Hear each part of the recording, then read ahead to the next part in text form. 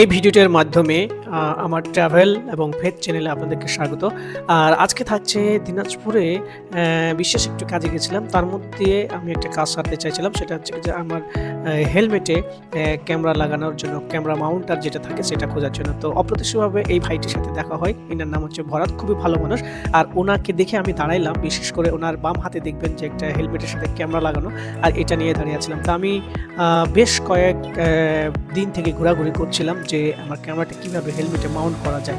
তো অনেক দোকানে আমি ঘোরাঘুরি করেছি, অনেকেই কিন্তু ক্যামেরাতে হেলমেটের ক্যামেরা মাউন্টার, আমার যে মাউন্টার আছে ক্যামেরার সাথে, সেটা মাউন্ট করতে পারছে না। তো এনাকে এইটা দেখে আমি বিশেষ করে দাঁড়ালাম।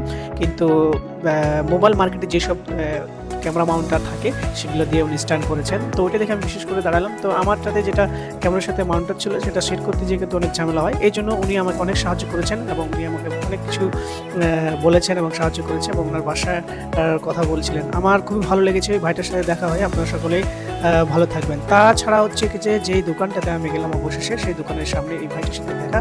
আর এই ভাইয়ের দোকানের নাম এই ভিডিওতে আছে।